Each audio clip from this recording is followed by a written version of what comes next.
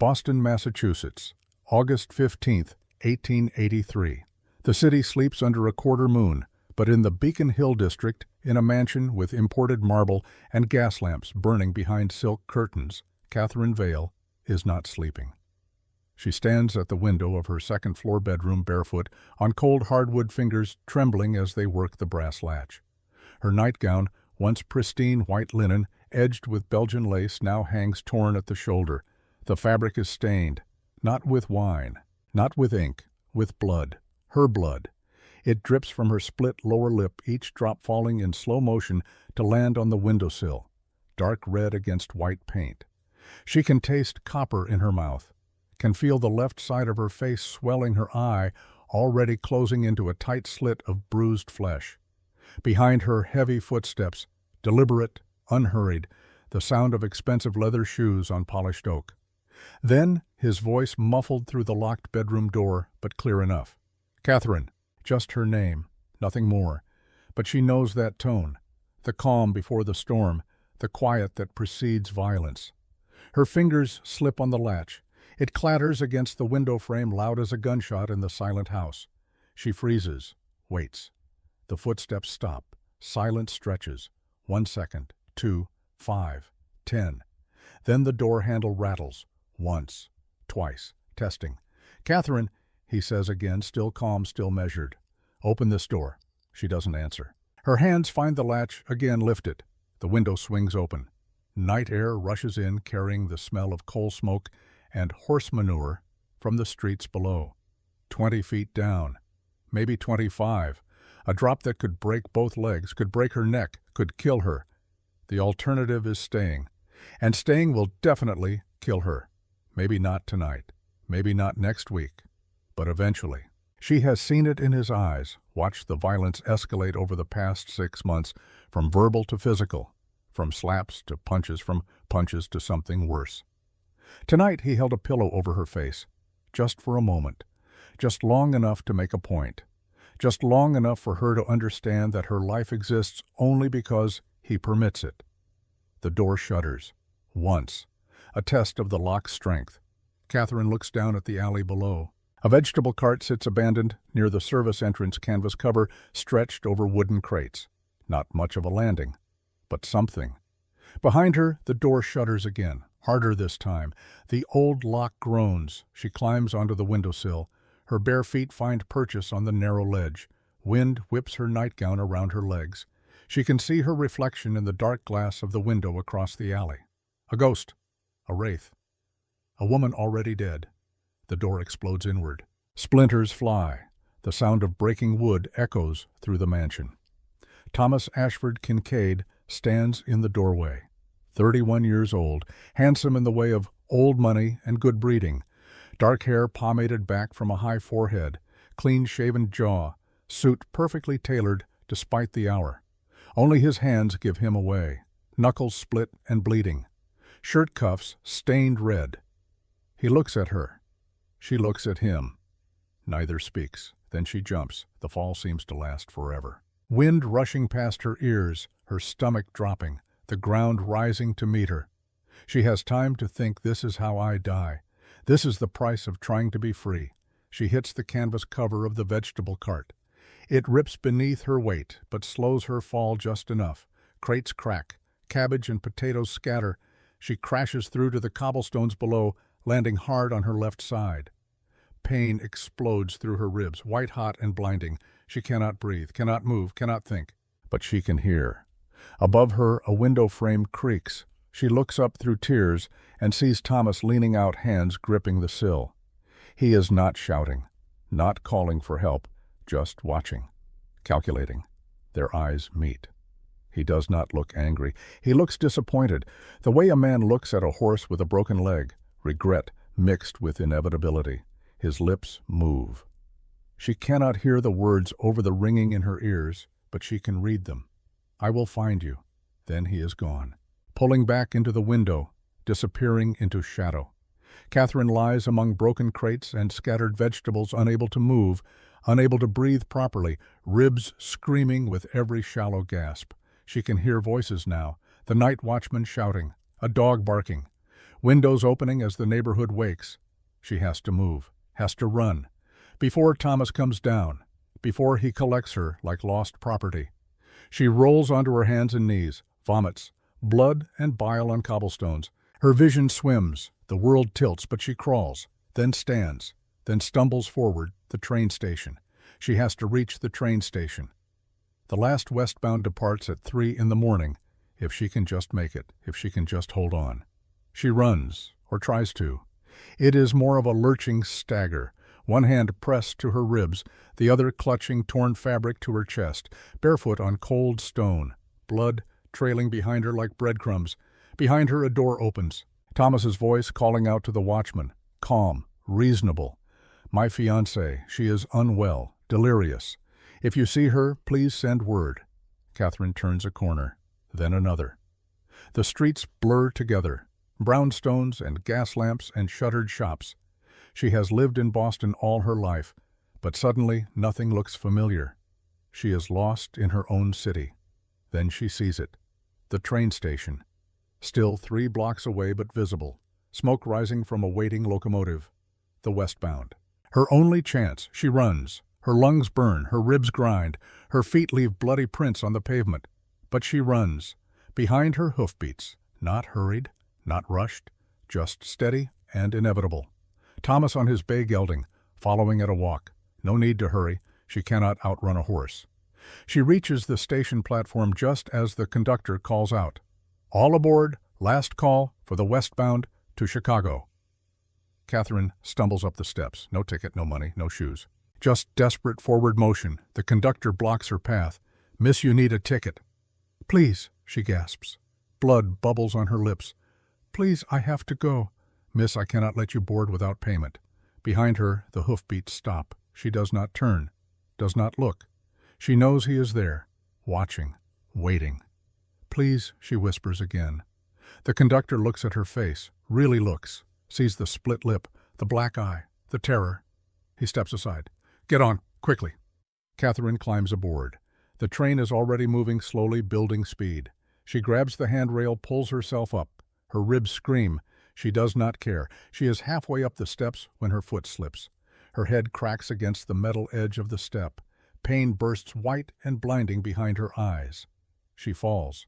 The conductor catches her barely, drags her fully onto the train, but she is unconscious now. Blood pooling from a new wound at her temple. The last thing she sees before darkness takes her is the platform receding into the distance. And standing perfectly still at the edge, silhouetted against the gas lamps, Thomas Ashford Kincaid. He tips his hat to her falling form. A gentleman's farewell. Then the darkness swallows everything. 3 weeks later, Kansas Territory. Catherine wakes to the sound of humming, low and tuneless. A man's voice, rough around the edges but not unpleasant. The melody wanders without purpose, like someone who has forgotten there is anyone to hear. Her eyes open slowly. The world swims into focus. The ceiling, rough wooden beams, spider webs in the corners, not Boston, not the mansion, not Thomas's house. She tries to sit up. Her ribs protest immediately, a sharp stabbing pain that steals her breath and pins her back to the narrow bed. The humming stops. "Easy now," says the voice, male, Western accent. "Broken ribs do not heal by rushing." She turns her head slowly, carefully. A man stands at a cast-iron stove with his back to her. Tall, lean, work-worn clothing. He stirs something in a pot without looking her way. "Where am I?" Her voice comes out as a croak, dry and unused. "About 40 miles west of Dodge City, my hunting cabin. You have been unconscious for 3 days." 3 days, the train, the fall. It comes back in fragments. "How did I get here?" "Found you by the railroad tracks. Coyotes were circling. Figured I would bring you here, patch you up before deciding what to do with you." Before deciding what to do with you. Like she is a stray dog, property to be disposed of. She tries to sit up again, makes it perhaps 6 inches before the pain forces her back down. "I need to leave, now." "Cannot. You have got infection in that head wound. Move too soon, you will die." He still has not turned around, just keeps stirring the pot. Steam rises, carrying the smell of coffee and something else. "Beans, maybe. I will take my chances." Now he turns, and Catherine sees his face for the first time. Late 20s, she guesses, maybe 30. Sun-weathered skin, dark hair that needs cutting, eyes the color of creek water after rain. Not kind eyes exactly, but not cruel either. Assessing, calculating, like he is trying to determine her value. He crosses toward the bed. She flinches. He stops immediately, raises both hands, palms out. "Not going to hurt you, ma'am. Just need to check the dressing." He stays where he is, 5 feet away, waiting. "May I?" he asks. The question surprises her. Thomas never asked. Thomas took. She nods. Barely. Just a slight dip of her chin. The man approaches slowly, each step deliberate, giving her time to object, to refuse, to run. He kneels beside the bed. His hands are rough when they touch her forehead, calloused and scarred, but surprisingly gentle. He peels back a cloth bandage she had not realized was there. The air stings against the wound. He does not speak, just examines the injury with the practiced efficiency of someone who has done this before. After a moment, he replaces the bandage with a fresh one from his pocket. The cloth smells of alcohol and something astringent. As he works, his eyes move over the rest of her visible injuries, the bruising on her neck in the shape of fingers, the rope burns on her wrists, the way she holds her left side protecting broken ribs. "Who did this to you?" he asks. His voice is quiet. No judgment in it, just a question. Catherine looks away. "Someone who will do worse if he finds me." The man nods once, does not press, just finishes tying off the bandage and stands. "You have got a name you want me to use?" She hesitates. Catherine Vale died on those train tracks, or should have. If she gives her real name, it follows her, marks her, allows Thomas to find her. "Grace," she says. The lie tastes bitter but necessary. "Call me Grace." "All right then, Grace, I am Jesse, and you are safe here, for now." For now, 2 small words that carry so much weight. He returns to the stove, pours coffee into 2 tin cups, brings one to the small table beside her bed, sets it down within reach, does not hand it to her, does not force contact. "How long can I stay?" she asks. "Long as it takes for that infection to clear. After that," he shrugs. "We will see. It is not a promise, but it is not a threat either. It is simply the truth. She can work with truth. Recovery comes slowly." The first week passes in a fever dream. Catherine drifts in and out of consciousness. Sometimes she wakes to find Jesse changing her bandages. Sometimes she wakes to find herself alone, the cabin empty, sunlight streaming through gaps in the walls. He brings her water, broth, bread so hard she has to soak it to chew. He does not speak much. Sometimes he hums while he works. Sometimes he is simply silent. She watches him when she is awake, studies him the way she used to study subjects before drawing them, looking for the truth beneath the surface. He moves with careful deliberation. No wasted motion, no sudden gestures. Like a man who has learned that quick movements startle wounded things. At night he sleeps in a chair by the door, never in the bed, never close, always between her and the exit. She cannot tell if it is protection or imprisonment. On the 8th day, the fever breaks. She wakes clear-headed for the first time. The cabin comes into focus, small, 1 room, a bed, a table, 2 chairs, the stove, shelves holding tin cans and ammunition, a rifle mounted above the door, pelts hanging from the rafters, fox and rabbit, and something larger she cannot identify. Jesse is not inside. She can see him through the window, working outside, breaking a horse in a small corral. The animal bucks and rears, but Jesse stays mounted, patient, persistent. She tries to stand, makes it to her feet. The world spins, but she does not fall. Progress. By the time Jesse comes in for the noon meal, she is sitting at the table, dressed in a shirt he left for her, too large, hanging off one shoulder, but clean. He stops in the doorway when he sees her. Surprise flickers across his face, quickly hidden. "You are up." "I am." He crosses to the water basin, washes his hands and face. She watches the dust and sweat rinse away, watches the water turn gray in the basin. He sits across from her at the table. The distance between them is perhaps 4 feet. It feels like miles. "Why are you helping me?" she asks. Long pause. He looks at his hands, rough and scarred. a working man's hands. "I do not know," he says finally. "That is not an answer. It is the only one I have got." More silence. She can hear the horse outside, nickering, restless. "What do you do?" she asks. "For a living. Track people. Sometimes find things that are lost. Sometimes find people who do not want to be found." Her blood goes cold. "You are a bounty hunter." "Sometimes. Depends on the job. Depends on the person." She stands too quickly. Her ribs protest. She staggers, catches herself on the table edge. "Did someone hire you to find me?" He does not answer immediately, and that silence tells her everything. "How much did he offer?" Her voice is shaking now. $5,000. She laughs, bitter and broken.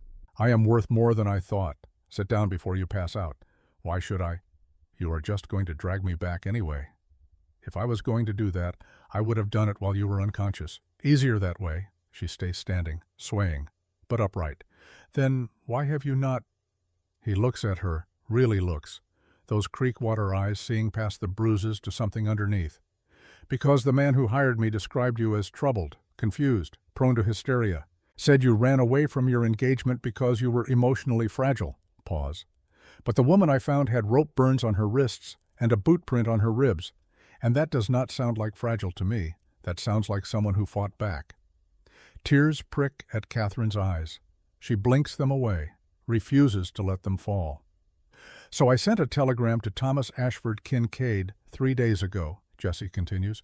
"Told him you drowned crossing the Arkansas River. Told him your body washed away. Told him to consider the contract fulfilled." He will not believe that. He will keep looking. "Probably. Which is why I am offering you a choice." Jessie reaches into his pocket, pulls out a folded paper, sets it on the table between them. A marriage certificate. Blank. "You marry me, your name changes. Catherine Vale dies. Legally. You become someone new, someone he cannot find." She stares at the paper, at the empty lines waiting to be filled.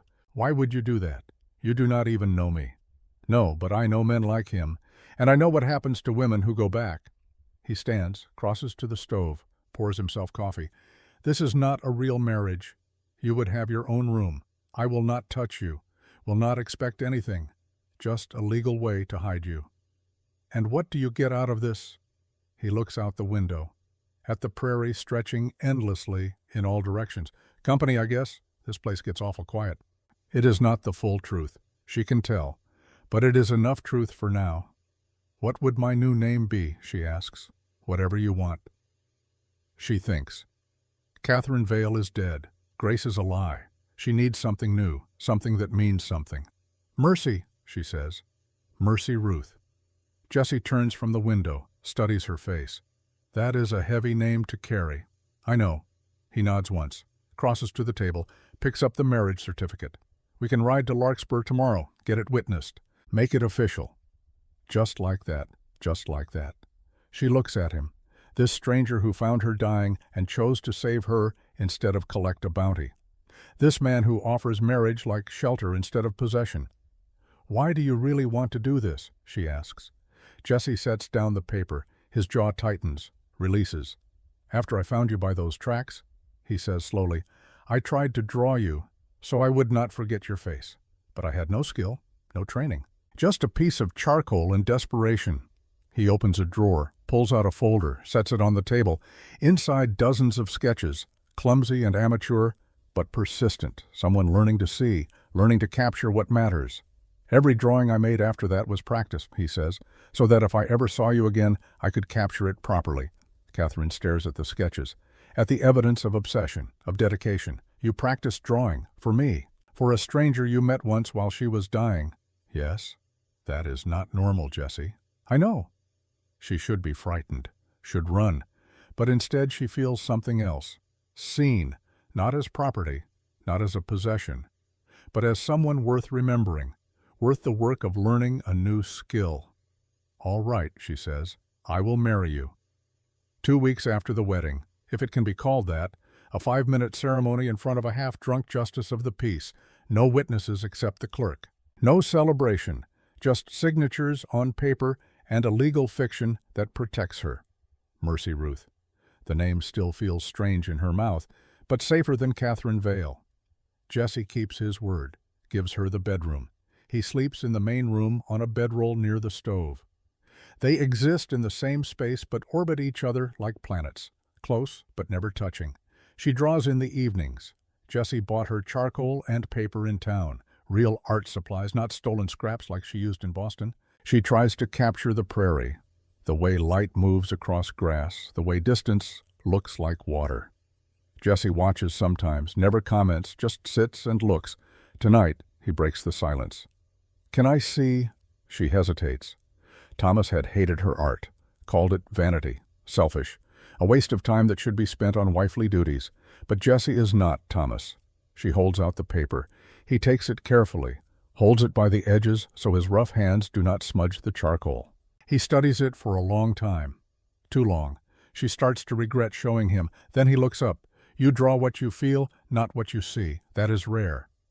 It is the kindest thing anyone has said about her art. "Thank you." He hands back the paper. Careful, respectful. "Would you—" He stops, starts again. "Would you paint something for me?" "What?" "Sarah, from memory. I do not have any paintings of her. She only did landscapes." The name hits her like cold water. Sarah. Who is Sarah? Jesse's face closes, the openness gone, back to careful neutrality. "My wife, my first wife." The cabin tilts, or maybe it is just her perception. "You were married before." "For 3 years." "She died 18 months ago." "How?" "Childbirth. Both her and the baby." His voice is flat, factual, like reading from a report. But she can see the guilt underneath, heavy and crushing. "I was working a job 2 counties over," he continues, "tracking a horse thief. When I got back, they were both gone." Mercy sees it now, the weight he carries, the reason for the silence, the way he lives like a man doing penance. "Is that why you built the studio for her?" "What studio?" "The building out past the creek. I saw it yesterday when I was walking." Jesse stands abruptly, chair scraping on wood floor. "You should not have gone out there." "Why not?" "Because it is private. We are married. Legally. What privacy is there? It is not. It is complicated." He crosses to the door, hand on the latch. "Jesse, wait." He does not turn around. "If I paint Sarah for you, will you show me?" Long pause. She can see his shoulders rise and fall with a deep breath. "All right, tomorrow." He leaves, the door closing quietly behind him. Mercy sits alone with her drawing, with the truth settling over her like dust. She has married a man haunted by a ghost, a man who saved her not from kindness but from guilt. A second chance to do what he could not do before. She should feel angry, used. But instead she feels something else, understanding. They are both running from the past, both trying to outrun guilt and failure, both using each other as a shield against their own demons. Maybe that is enough for now. Morning comes cold and gray. Mercy wakes to find Jesse already gone. But there is coffee on the stove, still hot, and a note on the table. "When you are ready," just 3 words. But they mean everything. Not a command, an invitation. She can choose to go or choose to stay inside. He leaves the decision to her. She drinks the coffee, dresses in the simple gray dress Jesse bought her in town, braids her hair. Then she walks to the studio. It sits 200 yards from the cabin, small but well built. Glass windows that must have cost a fortune out here, solid construction. A roof sealed against weather. The door is unlocked. Jesse stands inside waiting. The studio is beautiful. 2 easels positioned to catch northern light. Stacks of blank canvases leaning against the wall. Shelves of paint jars. Brushes in every size. Everything an artist could want. Everything Mercy has ever wanted. But it is not hers. Has never been hers. Will never be hers. On the far wall, paintings, unfinished. All by the same hand. Landscapes, portraits, still life studies. All signed Sarah Ruth. "She loved to paint," Jesse says quietly. "But I was always too busy working to get her supplies. Always said next month, after this job. Then she died, and I built this. Too late." He turns to Mercy. "You can use it, if you want. The supplies are yours." "Jesse, I cannot. This is hers. She is dead. You are alive. And I already failed one artist. I will not fail another. That is not fair to her, or to me. Nothing about this is fair." He crosses to the door, stops at the threshold. Paint if you want, do not if you do not. But do not let guilt make the choice. I have got enough of that for both of us. He leaves. Mercy stands alone in a dead woman's studio, surrounded by a dead woman's dreams. She should leave, should refuse, but instead she crosses to the easels, touches the brushes, feels the weight of them in her hand. Real tools, not scraps, not hidden shame, just art. She picks up a brush, then sets it down. On a shelf mostly hidden, she finds a journal, leather-bound, well-worn. She should not read it, should respect the privacy of the dead. She opens it anyway. Sarah's handwriting is small and neat, careful, like someone rationing precious space. The entries span 3 years. Mercy flips through reading fragments. Jesse is gone again. 2 weeks this time. I understand he has to work, but God, this silence. I paint to fill it, but even the canvas cannot hold all this loneliness. I am pregnant. I have not told Jesse yet. I am afraid he will quit tracking to stay home, and then he will resent me, resent the baby, so I will wait. I will paint. I will be fine alone. I am always fine alone. The last entry is dated 14 months ago. Contractions started this morning. Jesse is 60 miles north. I sent word, but he will not make it in time. I am frightened, not of the pain, of dying alone, of this baby growing up without knowing how much I wanted them. If I do not survive this, I hope Jesse finds someone else. Someone who can fill this studio with life instead of silence. Someone who will not wait for him to come home to start living. I hope he learns that presence is worth more than provision. Mercy closes the journal. Her hands are shaking. Sarah had known, had written it down, had given permission in a way for what comes after. But permission from a dead woman does not make using her things feel less like theft. Footsteps outside, Jesse in the doorway. You read it, he says. Not a question. I am sorry. I should not have. No, you should. You deserve to know who you are replacing. I am not replacing her. Are you not artist, alone, married to a man who is never home? It is not the same. Is it not I married you to save you, just like I married her, thinking I could make her happy by providing. Both times I was wrong. He steps into the studio. First time since Sarah died, she realizes he has not been inside this space in over a year. She died alone because I was chasing money. You almost died because some other man thought he owned you, and here I am thinking I can fix it all by locking you away in another cage. This is not a cage. Then why have you not left the property in 4 weeks? The question stops her. Because I am healing, or because you are hiding. They stare at each other across the studio, 2 broken people in a room full of unfinished dreams. Tomorrow we go into town, Jesse says. Together. You meet people. You use your real new name. You start living, not just surviving. What if Thomas has people there? Then we will deal with it. But you cannot hide forever, Mercy. That is just another kind of death. He leaves. Mercy stands alone again, but this time she picks up a brush, dips it in paint, approaches the blank canvas. She does not paint Sarah, does not paint Jesse, does not paint the prairie. She paints a cage, iron bars, and through the bars visible but unreachable, an open door. The painting is titled in her mind before she even starts The Price of Safety, because that is what this is. Jesse offers safety, but safety that requires hiding is not freedom. It is just a gentler prison. She works through the afternoon, through dinner, through the evening. When Jesse comes to check on her at nightfall, she is still painting. He does not ask what it means, just stands in the doorway watching. It is good, he says finally. It is honest. Those are not always the same thing. No, but sometimes they are. He leaves. She keeps painting. 3 days later, they ride into Larkspur. The town is small, 1 main street, maybe 200 people total. General store, saloon, church, bank, post office. The essentials of frontier life. Mercy sits beside Jesse in the wagon. Her first time among people since Boston. Her hands are clenched in her lap, white-knuckled, terrified. What do I say if someone asks about us? She had asked that morning. The truth.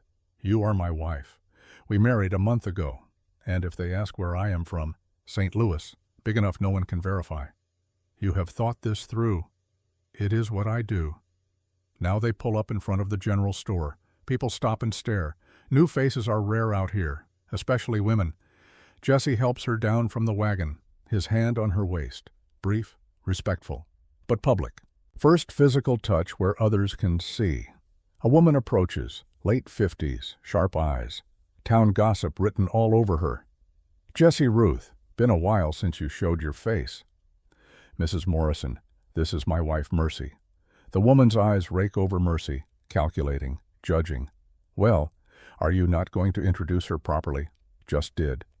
Where are you from, dear? St. Louis. Family there? Not anymore. How did you meet Jesse? Jesse's hand tightens slightly on Mercy's elbow, a warning, or support, maybe both. Mrs. Morrison, we have got shopping to do. He guides Mercy toward the store, away from prying questions. Inside, another woman, younger, well-dressed. The banker's wife Jesse had said, Catherine Fletcher. She sees Mercy, does a double take. My lord, are you all right, dear? Mercy touches her face reflexively. The bruises have faded, but are still visible. Yellow-green shadows around her eye. The split lip healed to a thin scar. I am fine. It is just you look so, the woman trails off, cannot find polite words for what she sees. I am Catherine Fletcher. My husband runs the bank. Mercy Ruth. You are Jesse's new wife, I heard. Pause. Something passes across Catherine Fletcher's face. Recognition, understanding, like she sees herself in Mercy's fading bruises. If you ever need anything, a place to stay, someone to talk to, my door is open. There is weight in those words, an offer that means more than surface politeness.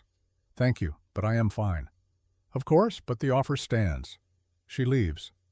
Mercy watches her go, sees the careful way she moves, the way she holds her left arm close to her body, the high collar on her dress despite the summer heat. Catherine Fletcher is hiding bruises too. Jesse appears with supplies, flour, sugar, coffee, and more art supplies, real charcoal, quality paper. You did not have to, Mercy says. I know. At the counter, the store owner tallies the cost. Jesse pays in cash, exact change from a worn leather pouch. As they leave, Mercy sees Mrs. Morrison watching from the doorway, sees Catherine Fletcher standing across the street looking back, sees the whole town taking note. New woman, new wife, new target for speculation. The ride home is quiet, but different than before, not uncomfortable, just thoughtful. They think you are... Mercy starts, then stops. What a fool for remarrying so soon, probably. They loved her, Sarah. They pitied her. There is a difference. Mercy thinks about that. About the line between love and pity, between seeing someone and seeing their suffering. Jesse, she says. What did Thomas's telegram say? The one offering $5,000. Jesse's hands tighten on the reins. You do not want to know. Yes, I do. Long pause. Then he pulls out a folded paper from his coat pocket, hands it to her. She reads, Mr. Ruth, I am told you are the best tracker west of the Mississippi.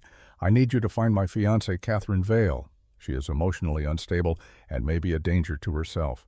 She suffers from delusions and hysteria. I only want her returned safely so she can receive proper medical care. I have enclosed her drawings. She is quite talented, though she does not know it. This obsession with art is part of her illness. When you find her, please handle her gently. She frightens easily. Signed, Thomas A. Kincaid. Mercy reads it twice, 3 times, each word a dagger. Emotionally unstable. Delusions. Hysteria. Illness. He had made her sound insane. Made her art sound like madness. He enclosed drawings, she asks. Jesse nods, pulls out another folder, inside her sketches, from her private journal, self-portraits, studies. Things she had hidden in her room in Boston. He had stolen them, gone through her private things, sent them to a stranger as evidence of her illness. These are mine, she whispers. I know. He had no right. No, he did not. She looks at Jesse, really looks. You saw these and still chose to help me. I saw talent, not illness. But you kept them. Why? Jesse does not answer for a long moment. Then, because I wanted to understand you, what you saw, how you saw it. So when I found you, I would recognize you as more than just a job. That is obsessive, I know, but it worked. I found you, and I chose differently than he wanted me to. They reach the cabin. Jesse helps her down. This time, his hands linger a moment longer on her waist. Thank you, she says. For what? For seeing me. Not the version he described, the real me. Jesse's eyes meet hers. Creek water after rain, steady and clear. I will always see you, Mercy. The question is whether you can see me. He leaves her with that. Goes to stable the horses.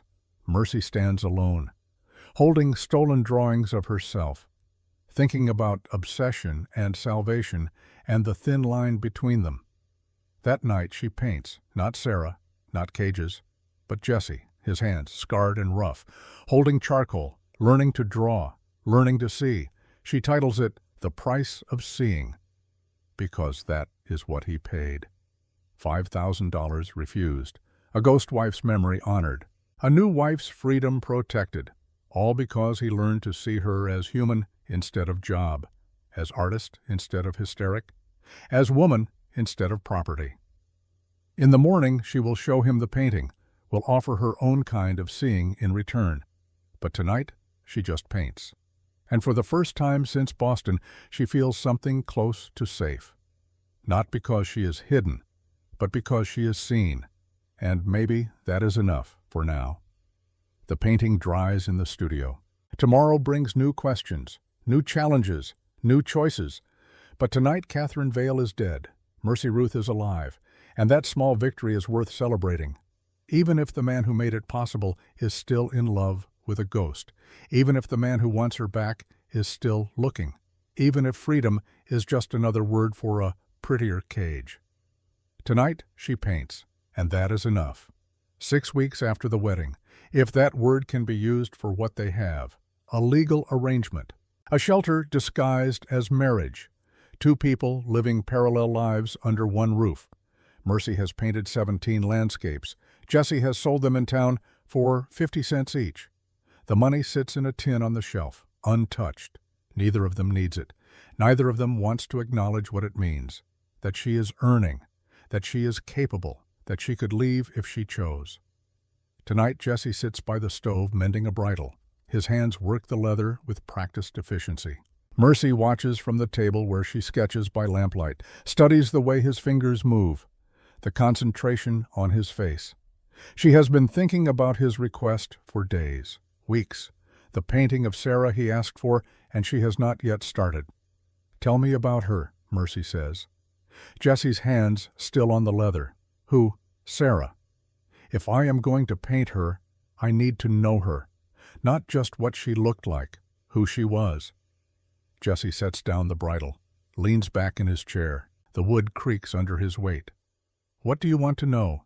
Everything. Start with her eyes. What color were they? Green, like new leaves in spring. Her hair, blonde, always in a braid. She said braids were practical. Was she tall?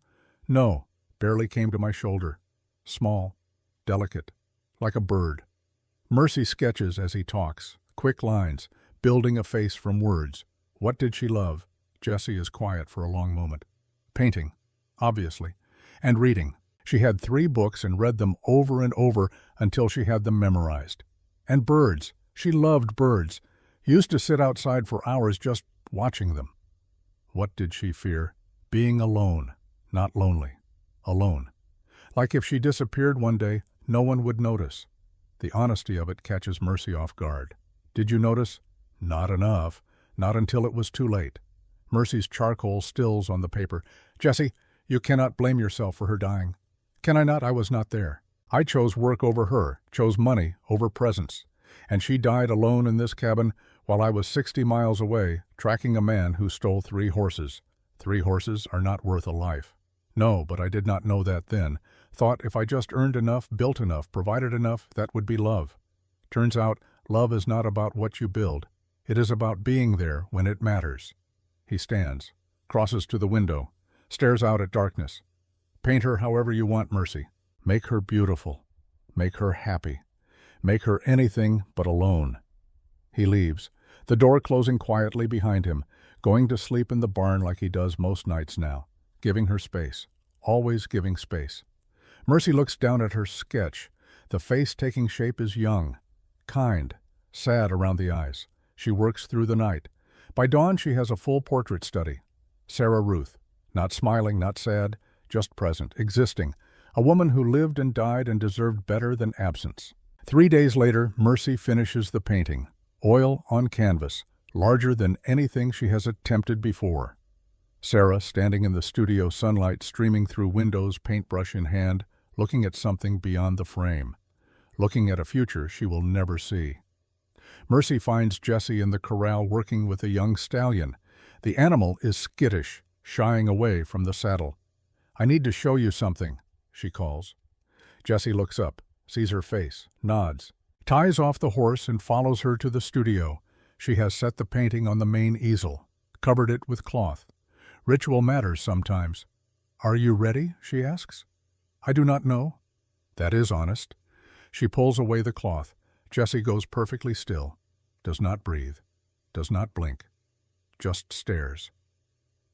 30 seconds pass, a minute, 2. Then his breath releases all at once, shaky and rough. "That is her," he whispers. "That is exactly her, Lee." "You are certain? I would know her anywhere." He steps closer, reaches out, stops before touching the canvas. His hand hovers inches from the painted face. "How did you do this?" "You never met her. You told me who she was. I just painted what I heard."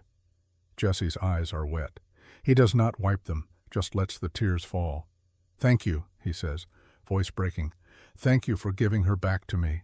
She was never gone, Jesse. She has been here the whole time, in this studio, in your guilt, in every choice you make." Is that healthy? No, but it is human. He turns to Mercy, really looks at her for maybe the first time since they married. "Why are you so kind to me? I trapped you here, married you for selfish reasons, use you as penance for my failures. You gave me a choice. That is more than anyone has done in years. A choice between hiding here or dying out there is not much of a choice. It was enough." They stand together in the studio. 2 damaged people in a room full of ghosts. Sarah's ghost, Catherine Vale's ghost, the ghosts of who they were before violence and loss remade them. "I need to tell you something," Jesse says. When I built this studio, I told you it was for Sarah. And it was. But that is not the whole truth." He crosses to the back wall, presses on a panel Mercy had thought was solid. It swings open. A hidden room behind it. "Come here." Mercy follows, steps into the secret space. The walls are covered with drawings, hundreds of them, all in the same amateur hand, the same subject repeated over and over, the prairie, the sky, the land. And in the center of it all, sketches of a young girl, maybe 8 years old, dark hair, serious eyes, holding a blue ribbon. "What is this?" Mercy whispers. "My practice. 15 years of it." Jesse pulls one sketch from the wall, the girl with the ribbon, the oldest drawing, dated 1868. "I found her lost on the prairie when I was 13. She was crying, terrified. I brought her back to her family, visiting from Boston. She gave me this ribbon as thanks, said I saved her life." He pulls the faded blue ribbon from his pocket, worn thin with years of handling. "I kept it. Told myself I would see her again someday, that I would recognize her, but I had no picture, no way to remember. So I learned to draw, spent 15 years copying that one memory, trying to keep her face clear."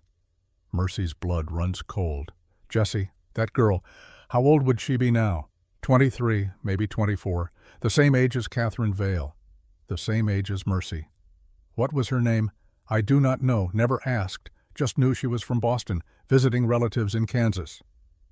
Mercy crosses to the drawings, studies them, the face rendered again and again. A child's face growing older in his imagination, becoming a woman, becoming her. "You think I am her," she says, not a question. "I know you are. The moment I saw you by those tracks, I knew. That is why you saved me, not out of kindness, out of obsession. Maybe at first, but then I got to know you, and you were not the child I remembered. You were something else, something real, not a fantasy I had built over 15 years. Mercy turns on him, anger rising hot and fast. "You built your entire life around a memory of a child. That is not love, Jesse. That is madness. I know. You married me because you have been waiting 15 years for me to come back. No, I married you to save you. But yes, I also married you because some part of me has been waiting, hoping, building a life I thought you might want to share. You do not even know me. I am learning. This is not romantic. This is terrifying. She pushes past him, out of the secret room, out of the studio. Needs air, needs space, needs anything but this revelation. Jesse follows, slow, not chasing, just following. Mercy, wait. Do not call me that. My name is Catherine Vale, and I am not your lost girl grown up. I am a woman who jumped out a window to escape a man who thought he owned me, and now I find out I am married to another man who has been planning to own me for 15 years. It is not like that. Then what is it like? Jesse stops, 10 feet away, giving space. It is like I saw you once when you were lost and I was lost, and for one moment we were both found, and I never forgot it. Never forgot what it felt like to help someone, to matter. So, yes, I kept your ribbon. Yes, I learned to draw. Yes, I built this life thinking maybe somehow you would find your way back. He pauses, breathes. But I also know that is insane. I know obsession is not love. I know you are not mine and never were. So when that telegram came offering $5,000 to find Catherine Vale, I said yes because I needed the money. But when I found you, I said no, because I needed to do the right thing more than I needed the money. How do I know that is true? You do not. You just have to decide whether you believe me. Mercy wants to run, wants to take the horse and ride until Kansas is a memory. But where would she go? Thomas is looking. The money Jesse refused means Thomas knows someone found her, someone lied. She is trapped, not by Jesse's obsession, by circumstance, by the choices already made. I need time, she says. Take all you need. I want to sleep in the studio tonight. Alone. All right. And tomorrow I am going into town, by myself. No escort, no protection, just me. If I am truly free to choose, then I choose to stop hiding. Jesse nods, once, sharp. I will saddle the mare for you at dawn. He leaves. Mercy stands alone in the fading light, holding a truth she does not know what to do with. That night she does not sleep. Just sits in the studio surrounded by drawings of a child she once was. A child who got lost and was found. A child who gave a ribbon to a boy and never thought about him again. But that boy never forgot. And now that child is a woman, and that boy is a man, and they are legally bound in a marriage built on obsession disguised as rescue. She should leave, should run, should find another way. But the prairie at night is vast, and Thomas is hunting. And Jesse, for all his madness, has never once hurt her, never once forced, never once demanded. He has only waited, watching, hoping, building. Is that love, or is that just another kind of cage? Morning comes cold. Jesse has the mare saddled as promised. He hands Mercy the reins without a word. I will be back by evening, she says. I know. You are not going to tell me to be careful, to watch for strangers. You are not a child, Mercy. You know the dangers better than I could tell you. She mounts. Sits the horse well now. 6 weeks of practice have made her comfortable in the saddle. Jesse, last night, the things you told me, I need to think about them. I know. But I also need you to understand something. I am not the girl you saved. That child is gone, grew up, became someone else, became Catherine Vale. And Catherine Vale died by train tracks. What is left is Mercy Ruth, and Mercy Ruth does not know who she is yet. Then take your time figuring it out. She rides away, does not look back. If she looks back, she might stay. And staying without choosing is just another kind of prison. The ride to Larkspur takes an hour. The morning is clear, cool, autumn coming to Kansas. She can see her breath in the air. The town is quiet when she arrives, early still, shops just opening. She ties the mare outside the general store and goes inside. Mrs. Morrison is behind the counter. Her eyes widen when she sees Mercy alone. Mrs. Ruth, where is Jesse? At home. I came by myself. Is that wise? A woman alone? I am not alone. I am simply without a man. There is a difference. Mrs. Morrison's mouth opens, closes. No words come. Mercy crosses to the fabric section, runs her hand over bolts of cloth, calico, muslin, plain and practical. Nothing like the silks she wore in Boston. Catherine Fletcher enters the store, sees Mercy, approaches with careful steps. "Mrs. Ruth, good morning." "Mrs. Fletcher? I did not expect to see you in town." "Alone. I go where I please now. It is a novel experience." Catherine Fletcher smiles, small but genuine. "May I show you something?" she asks. "Of course." Catherine Fletcher leads her outside, around the corner to a small office above the bank, unlocks the door. Inside a room set up as a studio, not as grand as Sarah's, but functional. An easel, paints, brushes. "I have not painted in 12 years, Catherine Fletcher says. "My husband thought it was frivolous, wasteful, so I stopped, packed away my supplies and became what he wanted, a proper banker's wife." She crosses to the easel, pulls away a cloth covering a canvas, a portrait, half finished, a young woman, strong features, determined eyes. "Who is she?" Mercy asks. "Me.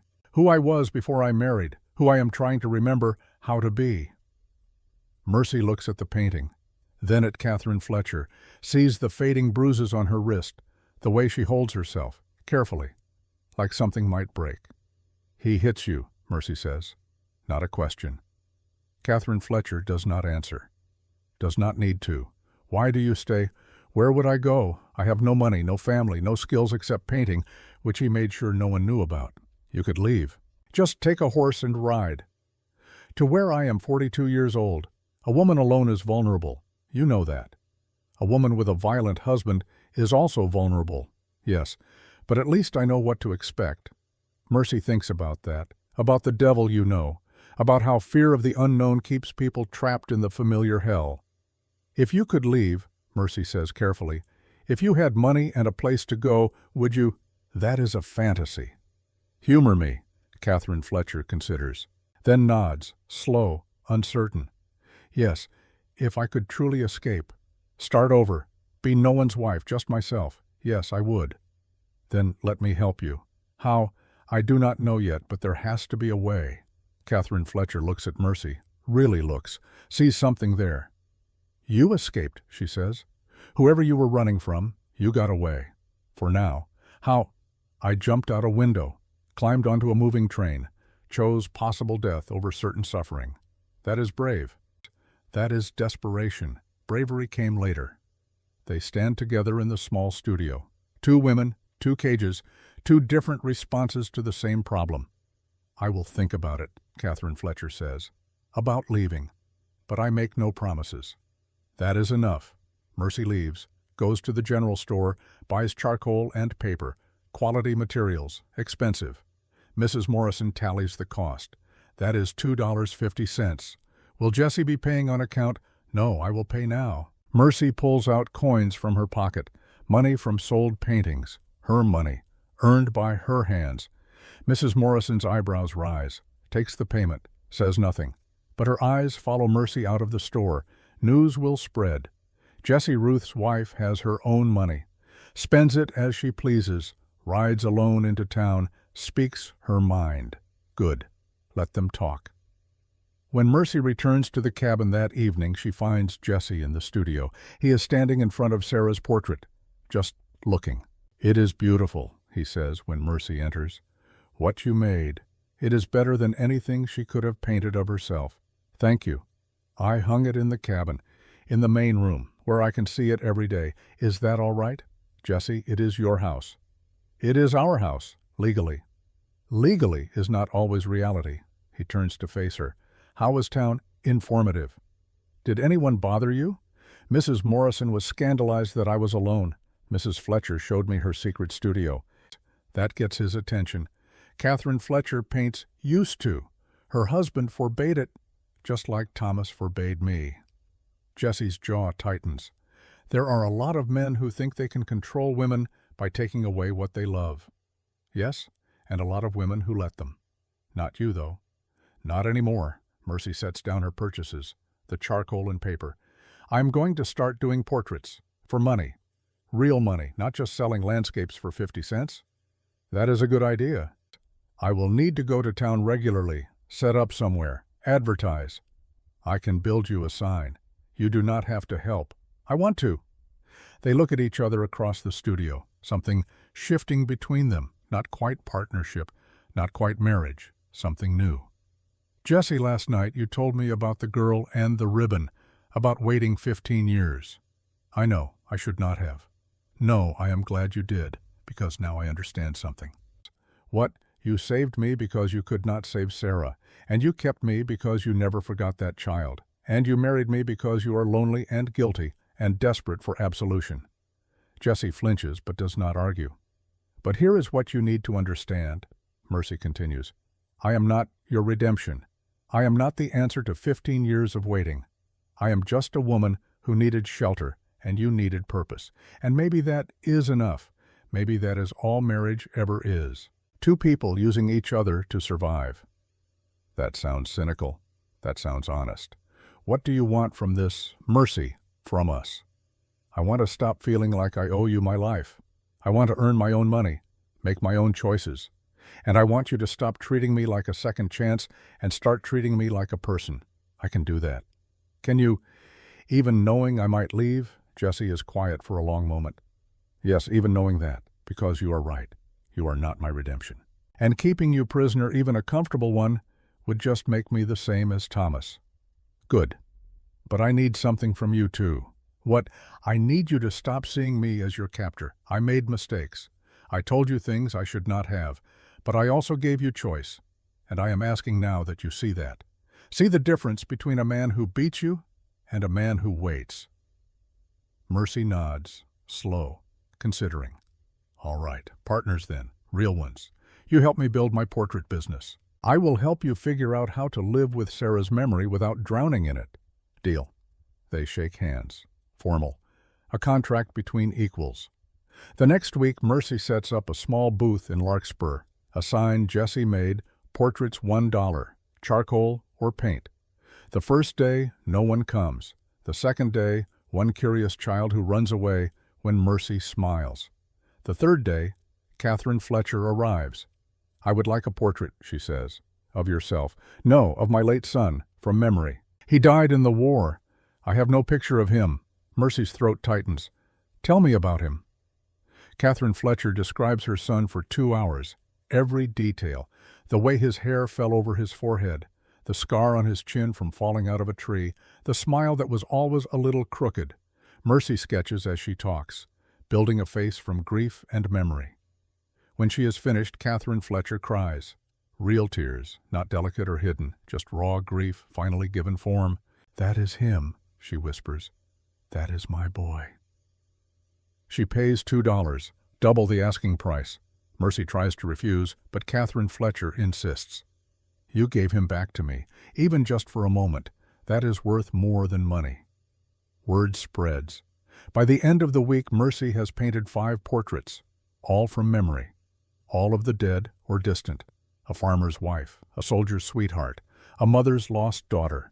She is not just painting faces, she is painting grief, loss, the act of remembering, and people pay, not because they need a picture, because they need to see their memories made real, need proof that the people they loved existed, mattered, will not be forgotten.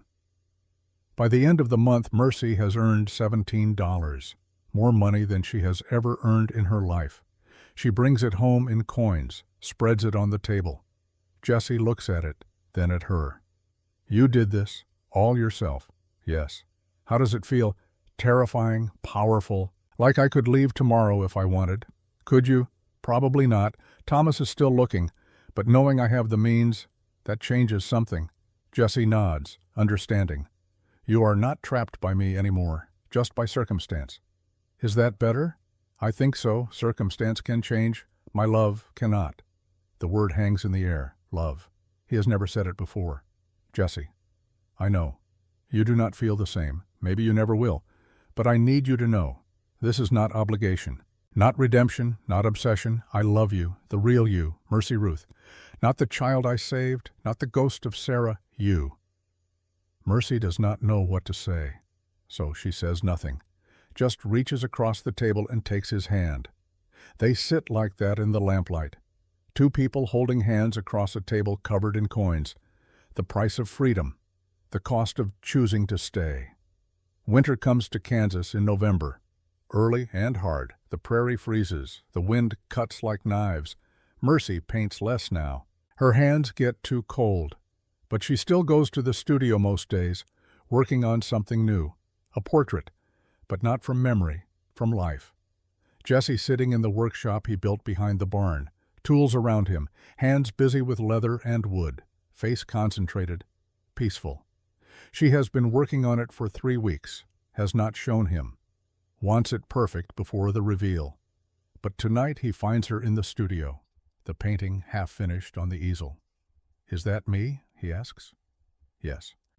He crosses closer, studies it. "I look older than I thought." "You look real." "Why are you painting me?" "Because I am trying to understand something." "What? How you see me?" "You drew that child for 15 years, kept the memory alive through practice and obsession. I want to understand that. What it means to hold on to someone that hard." Jesse sits in the chair she has been using to pose him, even though he is not posing now, just being. "And have you figured it out?" he asks. "Not yet, but I am learning." She returns to the painting, adds detail to his hands, the scars, the calluses, the evidence of work and time. "Mercy, I need to tell you something." The seriousness in his tone makes her set down the brush. "What?" "I got a letter today. From a contact in Boston." Her blood goes cold. "Thomas, he is still looking. Hired another investigator, someone good.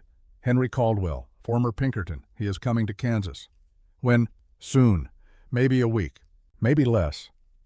Mercy sets down the palette. Her hands are shaking. "What do we do?" "We prepare. Make sure the story is solid. You are Mercy Ruth, from St. Louis. Married to me for 4 months now. Catherine Vale drowned.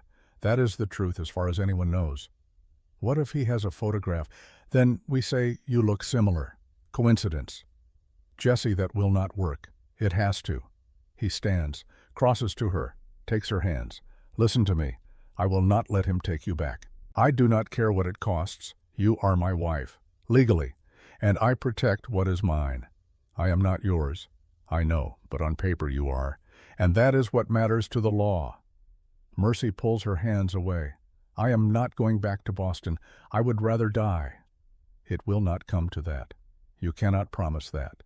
"No, but I can promise I will fight, and I am very good at fighting when it matters." That night Mercy cannot sleep, lies in the narrow bed and listens to the wind. Thinks about Thomas, about Henry Caldwell, about all the ways this could go wrong. She almost left tonight, almost packed her few belongings and rode into the darkness. But where would she go? How far could she run before someone caught her? At least here she has Jesse, flawed and obsessed and honest. At least here she has chosen her cage. That has to count for something. Henry Caldwell rides into Larkspur on a Tuesday. Middle-aged, weathered, moves with a limp from some old injury. Eyes that miss nothing. Jesse hears about it within an hour. The whole town talking. A Pinkerton asking questions about Jesse Ruth, about a dead woman, about Catherine Vale. Jesse rides into town, finds Caldwell at the saloon, drinking coffee, not whiskey. Professional. "You looking for me?" Jesse asks. Caldwell looks up, assesses. "Jesse Ruth, that is me." "Henry Caldwell, I have some questions about a woman you reported dead, Catherine Vale." "Already sent my report. She drowned." "So you said. Mind if I ask a few more questions?" "Speak." They go outside, away from listening ears. "Where exactly did you find the body?" Caldwell asks. "Arkansas River, 40 miles south of Dodge, caught on a log jam." "And you are certain it was Catherine Vale?" "Matched the description. Dark hair, about 5'4", wearing a nightgown. Nightgown in the middle of nowhere. She was running from something or someone." Caldwell studies Jesse, looking for cracks in the story.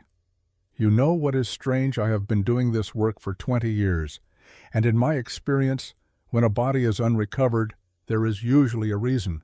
River was running fast. Current took her before I could retrieve her. Convenient. Not for her." Tension crackles between them. "I would like to speak to your wife," Caldwell says. "Why?" "Because according to county records, you married a woman named Mercy Ruth 6 weeks after reporting Catherine Vale's death. I find that timing interesting. My personal life is not your business. It is if you are hiding a fugitive. Jesse's fist clenches, releases. Are you accusing me of something, Mr. Caldwell? Just doing my job, same as you did when Kincaid hired you. He tips his hat, walks away.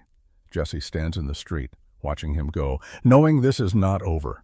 3 days later, Caldwell returns to the cabin, this time with evidence. Jesse and Mercy are on the porch when he rides up, Mercy behind Jesse, instinctively seeking shelter. Mr. and Mrs. Ruth, may I come in? Say what you need to say from there, Jesse replies.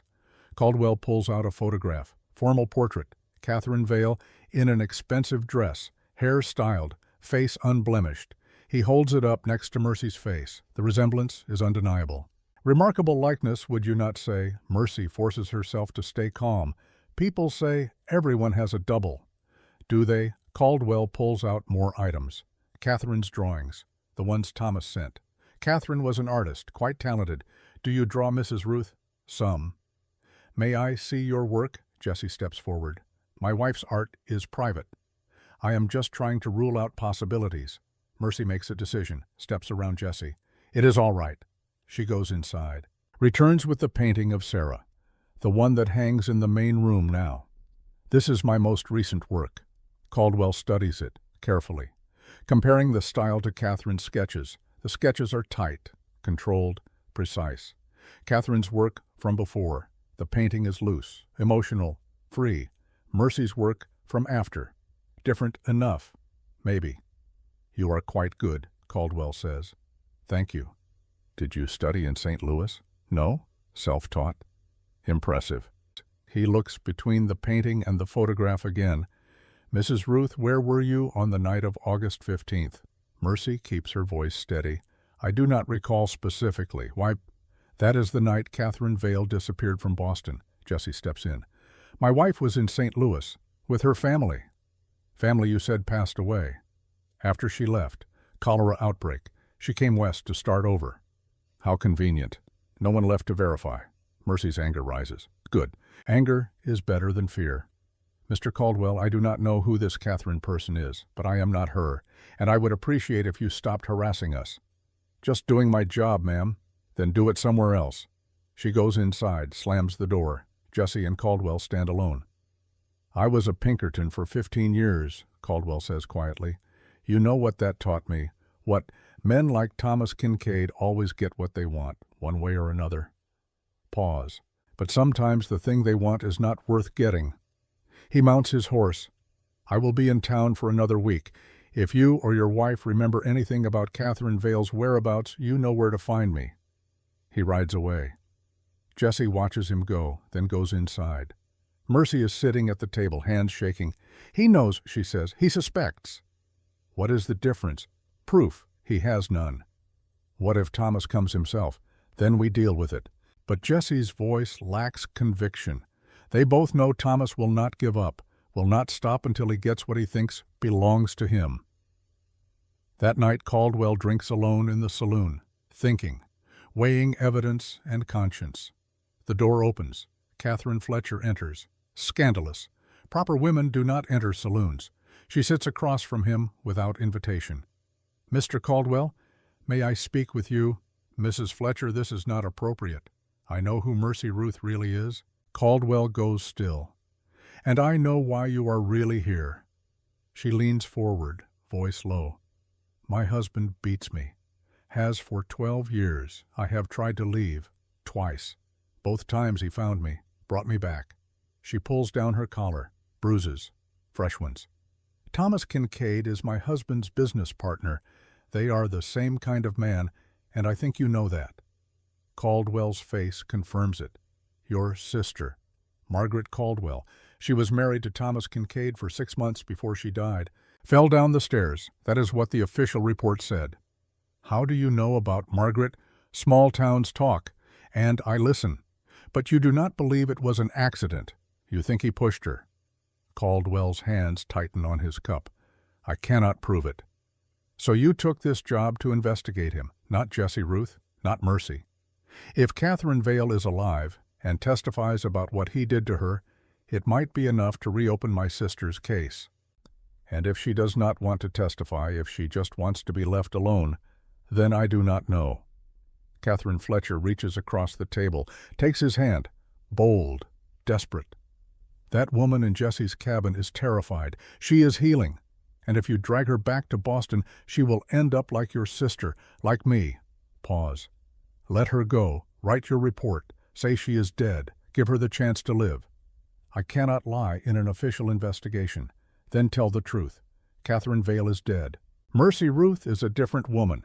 Legally, that is not a lie. Caldwell considers, torn between duty and conscience. If I do, this will you leave your husband? Catherine Fletcher hesitates. I do not know. Then I cannot help you help her, not unless you help yourself first. He stands, leaves money on the table. Think about it, Mrs. Fletcher, all of you. You Mercy, my sister, you are all running from the same kind of monster, but running does not kill them, only truth does. He leaves. Catherine Fletcher sits alone in the empty saloon, shaking. 2 days later. Late afternoon.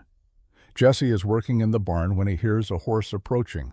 Raymond Fletcher, Catherine's husband, banker, respected citizen, abuser. Jesse wipes his hands, steps outside. Fletcher, what can I do for you? My wife is gone, left me a note saying she is not coming back, and I think your wife had something to do with it. My wife barely knows yours. Then explain this. He holds up a painting. Clearly Mercy's style. A portrait of Catherine Fletcher, titled Freedom. Your wife gave mine ideas, dangerous ideas. Ideas about not being beaten. Raymond's face flushes. Where is she? I do not know. Liar. He lunges. Jesse catches him, holds him back easily. Get off my property. I will have the marshal on you. Harboring a runaway wife is illegal. So is beating one. I have seen the bruises. Whole town has. You want to involve the law? Let us do it. See how that goes for you. Raymond backs away, points at the cabin. You are not from St. Louis. I wired city records. No death certificates for anyone named Mercy's family. No record of you at all. Mercy appears in the doorway, hearing this. I am going to find out who you really are, Raymond continues. And when I do, I will make sure Thomas Kincaid knows exactly where to find you. He storms off. Jesse slams the door after he is gone. He knows, Mercy says. He suspects. He is going to tell Thomas. Not if we stop him first. How? Before Jesse can answer, a sound in the distance. Gunshot. Then the church bell. Ringing. Emergency. Someone shouts from the road. Fire. The bank is on fire. Jesse and Mercy look at each other. Fletcher, Jesse says. They ride to town together, fast. Larkspur in chaos. The bank building burning. Townspeople forming bucket brigade. Flames licking at the night sky. Henry Caldwell drags someone from the building. Raymond Fletcher, unconscious, badly burned. The doctor rushes forward. He is alive. Barely. The marshal arrives. What happened? I was across the street, Caldwell says. Saw him go in with a lamp. Heard glass break, then flames. Suicide. Or he was looking for something, got careless. Jesse and Mercy arrive. Catherine Fletcher appears from the crowd. She has been hiding in town. Is he, she starts. He will live, the doctor says. Catherine Fletcher should look relieved. Instead, she looks trapped. I have to go to him. Mercy grabs her arm. You do not. He is my husband. He was going to expose me, send me back to the man who tried to kill me.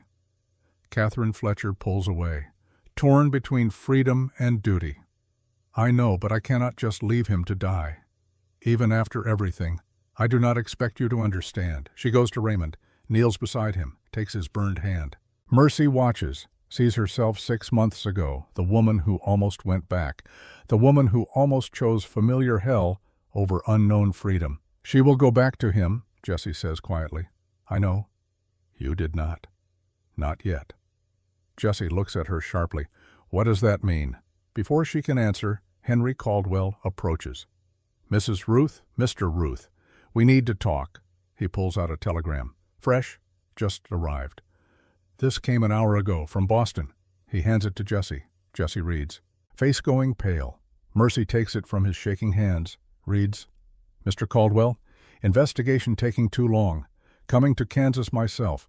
Will arrive Larkspur 3 days. Expect full cooperation. Signed Thomas A. Kincaid. The paper falls from Mercy's numb fingers. 3 days. Thomas is coming. In 3 days, she will have to face him, or run, or fight. Jesse's hand finds hers, squeezes. We will figure this out, he says, but his voice lacks conviction, because they both know the truth. Thomas always gets what he wants, and what he wants is Catherine Vale, dead or alive. The fire burns, the town watches, and in 3 days everything Mercy has built will burn too, unless she can find a way to kill Catherine Vale once and for all, and make Thomas Kincaid believe it. The flames reflect in her eyes, gold and red and dangerous. She has jumped out a window before, chosen possible death over certain suffering. She can do it again. But this time she will make sure he watches. This time she will make it stick. 3 days to plan a death. 3 days to prepare a resurrection. 3 days to decide who lives and who dies. Catherine Vale or Mercy Ruth. She cannot be both. And Thomas Kincaid is coming to choose. Night after the fire. The cabin feels smaller than before, like the walls are closing in, like the air is running out. Mercy stands at the window, watching darkness swallow the prairie. 3 days. 72 hours. 4,320 minutes until Thomas Ashford Kincaid arrives in Larkspur. Behind her, Jessie packs a small bag. Methodical. Efficient. The movements of a man who has done this before. What are you doing? She asks without turning. Packing. For you. In case you decide to run. I am not running. Then what are you doing? Good question. She does not have a good answer. Mercy, we need to talk about options. Now she turns. Jesse looks older in the lamplight, tired, the weight of the past 3 months showing in lines around his eyes. What options? She asks. You could leave tonight, before he arrives. I could give you money, a horse. Send you north to Wyoming or west to Colorado, somewhere he would not think to look. And then what? Spend the rest of my life running, looking over my shoulder, waiting for him to find me. Better than letting him take you back. Is it? She crosses to the table, sits. Her hands flat on the worn wood. I am tired, Jesse. Tired of running, tired of hiding, tired of being afraid. I jumped out of a window to escape him, climbed onto a moving train, nearly died. And for what? So I could hide in another cage. This is not a cage. Is it not? I cannot use my real name, cannot go back to Boston, cannot contact my family, cannot be who I was. How is that different from what Thomas did? He controlled me through violence. You control me through protection. The methods are different, but the result is the same. I am not free. Jessie flinches like she slapped him. That is not fair. Truth is rarely fair. Silence stretches between them, heavy and thick. Finally, Jessie speaks. What do you want to do? I want to face him, let him come, let him see me, and then I want to end this, permanently. How? We fake my death again, but this time we do it right. We make him watch, make it so real he never questions it. Jessie sits across from her, leans forward. Explain. When Thomas arrives, we let him find me. We let him think he won, that he gets to drag me back to Boston, and then in front of witnesses in front of him, I die. Dramatically, publicly, so convincingly that he spends the rest of his life knowing he lost me forever. That is insane. It is the only way I am ever truly free. Not just legally, psychologically. He has to believe I am gone. Jesse rubs his face, thinking. And if it does not work, if he sees through it, then you kill him, like you said you would. Mercy, I cannot just murder a man. Why not? You kill animals when they threaten your livestock. How is this different? Because it is murder, and I am not a killer. Then I will do it myself. She means it. Jessie can see it in her eyes, the desperate determination of a woman with no options left. Let me think, he says. Give me the night to work out details. If we are going to do this, we need a real plan, not just desperation. We have 3 days. I know, which is why I need to think now. He stands, goes to the door, stops with his hand on the latch. Mercy! If we do this, if it works, what happens after? What do you mean? After you are dead, after Catherine Vale is gone for good, who are you then? She has not thought that far ahead, has been so focused on escape she has not considered what comes after. I do not know, she admits. Will you stay here with me? I do not know that either. Jesse nods. Once. Sharp. Fair enough. At least you are honest. He leaves, the door closing quietly behind him. Mercy sits alone in the lamplight, thinking about death and resurrection, about what it means to kill yourself to save yourself, about the price of freedom. Outside, the wind picks up, cold, cutting. Winter coming hard to Kansas. 3 days until Thomas arrives. 3 days to plan a death convincing enough to end this. 3 days to decide who she wants to be when it is over, if she survives. Morning comes gray and cold. Jesse returns to the cabin at dawn. He has not slept. Mercy can see it in his face, the red eyes, the drawn features, but he has a plan. I talked to Henry Caldwell, he says. Mercy's head snaps up. You what? I told him the truth, that you are Catherine, that Thomas will kill you if he takes you back. And I asked for his help. Jesse, he could turn me in. He will not. His sister died because of Thomas. He wants justice, and he is willing to help us get it. How? Jesse spreads a hand-drawn map on the table. The river, the cliffs, the town, lines and marks showing positions and timing. When Thomas arrives, we let him find you. Let him think he has won. Then you go to the river, the deep part by the cliff. Catherine Fletcher will be there, pretending to counsel you. Henry will follow at a distance, as if investigating. Mercy studies the map, and then Thomas arrives, sees you, confronts you. It escalates, and you jump into the river. 30 feet deep there, fast current.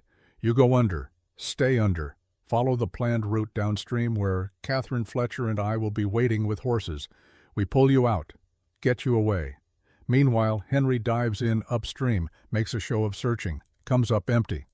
What if Thomas does not believe it? Jesse pulls back a tarp in the corner. Underneath, packed in ice, a body. Female, similar build to Mercy, face damaged beyond recognition. Mercy's stomach turns. Where did you get that? Doctor owed me a favor. Pauper's grave, unclaimed, died of fever 2 weeks ago. We are going to use a corpse. If we have to, if Thomas demands to see a body, we let the river carry you away, then find this one downstream. Close enough in appearance that he cannot be certain, but the damage explains any differences. Mercy stares at the body, at the elaborate deception they are planning, at how far she has come from the girl who drew portraits in Boston. This is evil, she whispers. So is he. Sometimes you fight evil with evil. Is that what we are doing? Fighting? Or just sinking to his level? Does it matter if it works? She does not have an answer. There is one more thing, Jesse says. The marshal. He needs to be there, official witness, which means we need a reason for you to be at the river at that exact time. What reason? Desperation. You are trying to escape. Thomas corners you. You have nowhere else to go, so you jump. It has to look spontaneous, not planned. So we cannot tell the marshal the truth. No, he has to believe you actually died. Otherwise, he might tell Thomas different. Mercy's hands are shaking. This plan has so many pieces, so many ways it could go wrong. What about Catherine Fletcher? She asks. She was going back to her husband. She changed her mind. The fire. Seeing Raymond nearly die. It woke something in her. She is ready to leave. And she wants to help you first. Why? Because you showed her it was possible to choose freedom over fear. Mercy thinks about that, about how her escape inspired another woman's, about ripples in still water. When do we do this? She asks. Tomorrow. Day before Thomas arrives, we spread word you are missing, that you ran. When he gets here, he will be searching. We lead him to the river.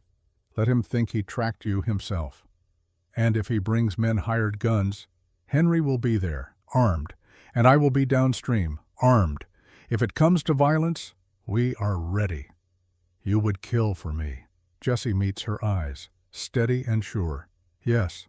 One word, simple, true. Why? She asks. Because you deserve to be free, and because I love you.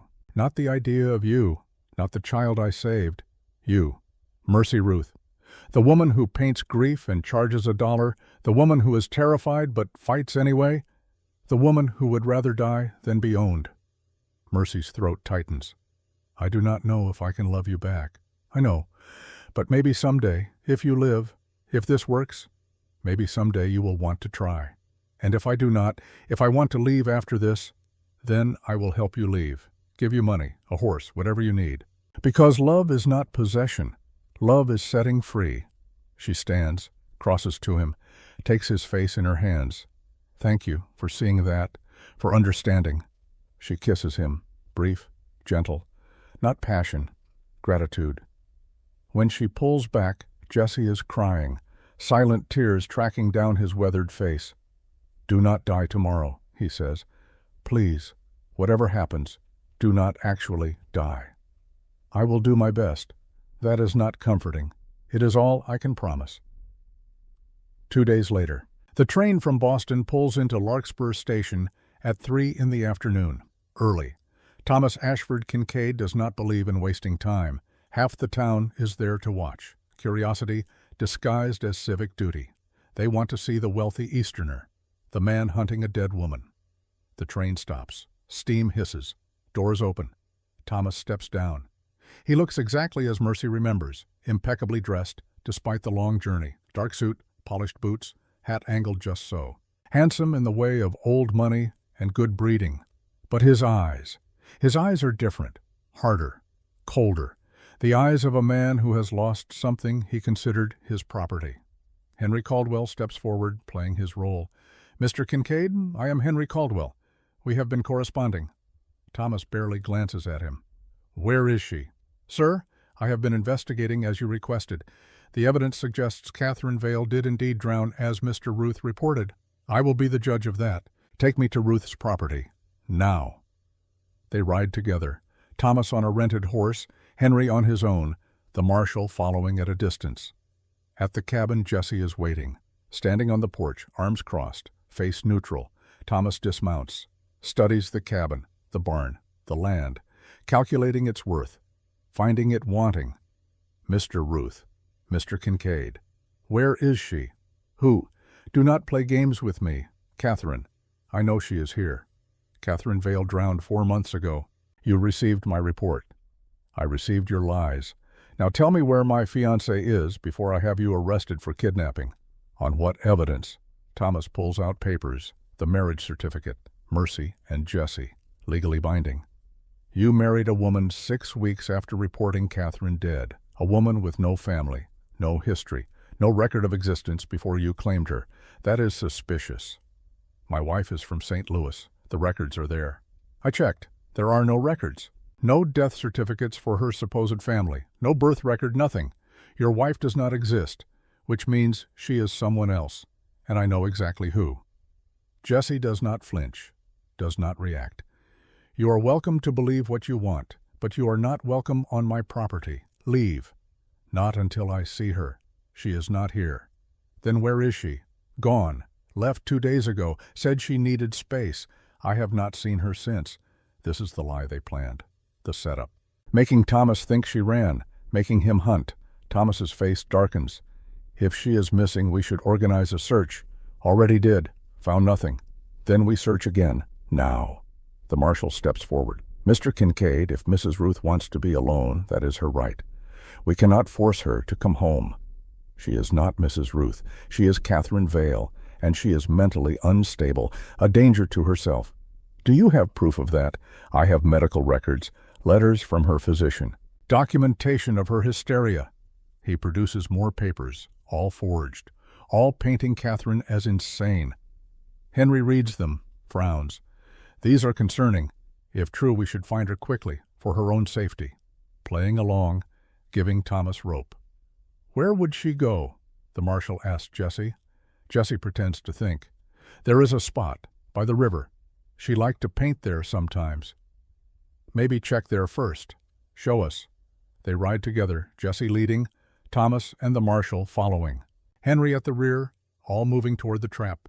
The river runs fast this time of year, cold, fed by early snow melt from distant mountains. The cliff rises 30 feet above the water. Sheer rock, no easy way down. They arrive at dusk, light fading, shadows growing long, and there standing at the cliff edge is Mercy. She wears the same torn nightgown from Boston, the same one she escaped in. Jessie found it, kept it, knowing this moment might come. Her hair is loose, wild. She looks exactly like the madwoman Thomas described. Catherine Fletcher stands 10 feet away, talking to her in low tones, pretending to counsel, trying to talk her back from the edge. Thomas sees her. His breath catches. For a moment, just a moment, something like relief crosses his face, then it hardens to possession. He dismounts, walks slowly toward her. Catherine, she turns, sees him. The fear on her face is not acting. Stay away from me. Catherine, please. I have been so worried. Come down from there. Let me take you home. I do not have a home. Not anymore. Yes, you do. With me, in Boston, where you belong. He takes a step closer. She takes a step back. Her heel is at the very edge now, rocks crumbling under her weight.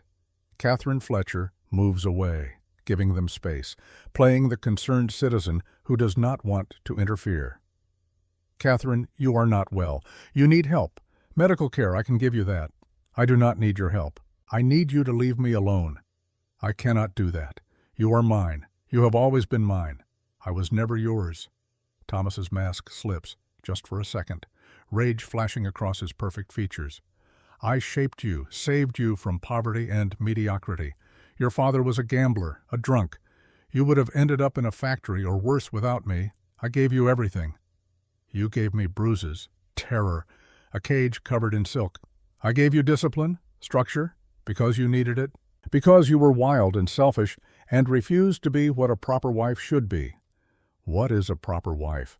One who accepts being beaten, one who smiles through fear, one who dies inside so her husband can feel powerful. If necessary, yes. The honesty of it stuns everyone. Even the marshal steps back. Thomas does not seem to realize what he admitted, just keeps talking, justifying. My father taught me. Women need firm guidance. Without it, they become uncontrollable, hysterical, like you, running across the country, marrying some frontier nobody, making a spectacle of yourself. I would rather be a spectacle than your possession. You do not have a choice. He lunges forward, fast, grabbing for her wrist. Mercy steps back, into nothing. She falls, silent at first, then a scream, cut short by impact. The water swallows her, dark and cold and final. Thomas runs to the edge, looks down. The river churns, white water over rocks, no sign of her. He waits, 30 seconds, 1 minute, 2 minutes. Nothing surfaces. We need to search downstream, the marshal says. Thomas grabs the marshal's arm, his grip tight, desperate. No, I want to see the body. I will not believe she is dead until I see it with my own eyes. His voice is sharp, demanding. The old Thomas, the one who controls everything. Henry steps forward. Mr. Kincaid, the current is too strong. If there is a body, it could be miles downstream by now. Then we search miles downstream. I am not leaving Kansas without proof. Jessie and Henry exchange glances. The plan accounted for this. We will organize a search party, Henry says carefully. First light tomorrow. Cover 20 miles of river. Thomas nods, once, sharp, final. I am coming with you. The night passes slowly. Thomas does not sleep, just sits in his hotel room, staring at nothing, waiting for dawn. Morning breaks cold and gray. 6 men on horseback gather at the river. Thomas, Jessie, Henry, the marshal. 2 local men who know the terrain. They follow the water south, scanning the banks, the shallows, the places where bodies catch. Jessie rides at the back, watching Thomas, the way he leans forward in the saddle, eyes locked on the water, obsessive, unwilling to accept anything less than proof. 5 miles downstream, then 10, then 15. Henry calls out, "There, caught on the rocks!" They dismount, wade into cold shallows. A body, female, similar build to Mercy, the nightgown torn and filthy, waterlogged, face destroyed beyond recognition. Days in the river and rocks have done their work. Thomas approaches slowly, each step deliberate, reluctant. He stares at the corpse. The marshal removes his hat. Is it her? Thomas does not answer immediately. He kneels beside the body, studying details with the focus of a man looking for any excuse to disbelieve. The height, close enough. The hair color, dark, correct. The build, similar. The hands, the right size. The nightgown, Thomas says finally, his voice hollow. This is what she wore. When she left Boston, I recognized the lace. Henry moves closer. Then it is her, Catherine Vale, finally at rest. Thomas reaches out, touches the corpse's hand, cold, bloated, skin slipping from bone. His face twists, something between grief and revulsion. I need to see her face. Mr. Kincaid, the marshal says gently, there is no face left to see. The river was not kind. Thomas stares at the ruined features, looking for something. Anything. A birthmark, a scar. Proof this is really her. He finds nothing, just destroyed flesh and the smell of death. Jesse holds his breath. The body is close, but is it close enough? 30 seconds pass, a minute. Then Thomas stands, steps back, his legs unsteady. Bury her, he says, voice flat, empty. Bury her properly. Send the bill to my hotel. He mounts his horse. They ride back to town in silence. Thomas does not speak, does not react, just stares ahead, processing. At the hotel, he finally turns to Jesse. This is your fault. If you had told me the truth from the start, I could have gotten her help. Instead, you let her spiral into madness. You killed her as surely as if you pushed her yourself. Jesse's fist clenches, but he does not swing. She jumped because of you, because death was better than going back. That is a lie. Is it everyone here heard what you said? About discipline, about control, about owning her? You told the truth up there. And the truth is you killed her long before she jumped. Thomas's face goes white, then red. I loved her. No, you loved owning her. There is a difference. Thomas turns away, goes into the hotel, slams the door. The marshal looks at Jesse. That was harsh. That was true. Still, man just lost his fiancée. He lost his property, not the same thing. Jesse rides away, back toward his cabin. Continuo burial scene. The marshal watches him go. Strange way to mourn. Strange man, Jesse replies quietly. They wrap the body in canvas, careful, respectful, as if it really is Mercy Ruth they are carrying. By afternoon, it is in a pine box. By evening, it is in the ground. The churchyard, on the edge of Larkspur, a small plot under a cottonwood tree, fresh turned earth, and a simple wooden marker. Catherine Vale, 1860 to 1883. Rest in peace. Thomas attends the burial, stands at the back of the small gathering, does not cry, does not pray, does not speak. Just watches as they lower the coffin into Kansas earth, watches as they shovel dirt, watches as Catherine Vale disappears forever. When it is over, when the last shovel of earth is tamped down, when everyone else has left, Thomas approaches the grave alone. He stands there for 5 full minutes, silent, still as stone. Then he speaks, so quiet only the dead could hear. You should have just obeyed me, Catherine. None of this had to happen. I would have given you everything, a good life, a safe life. All you had to do was submit. He pulls a single white rose from his coat, drops it on the fresh dirt. I hope you found whatever you were looking for out here. I hope it was worth dying for. He turns, walks away, does not look back, never returns. The next morning, Thomas Ashford Kincaid boards the eastbound train. Back to Boston. Back to the life Catherine Vale escaped. He leaves Kansas behind, and with it the last of his certainty, the last of his control. Catherine Vale is dead, buried in frontier earth, beyond his reach forever. He has lost. And somewhere hidden in an abandoned hunting cabin, Mercy Ruth breathes free air and knows it is finally over. If the plan worked, if she survived, if. 2 miles downstream, behind a bend that hides them from view, Catherine Fletcher and Jesse wait with horses. The river rushes past, cold, fast, empty. How long has it been? Catherine asks. Jesse checks his pocket watch. 12 minutes. That is too long. The current is fast. She could be further down, or she could be dead. Jesse does not answer, just scans the water, looking for movement, for a sign. 15 minutes, 20. His chest is tight, breathing hard. This was a mistake. They should never have tried this, should have just run, gone north, disappeared. Then he sees it, pale fabric downstream, caught on rocks. He runs, splashing into shallows, Catherine behind him. It is her, Mercy, unconscious, lips blue, not breathing. No, no, no, no. He pulls her from the water, lays her on the bank, presses on her chest. Once, twice, 3 times. Water spills from her mouth. She coughs, gasps, eyes flying open. Jesse, I am here. You are safe. She coughs again, violently. More water. Did it work? He saw you jump, saw you go under. He believes you are dead. Good. She tries to sit up, collapses back, shaking. Hypothermia setting in.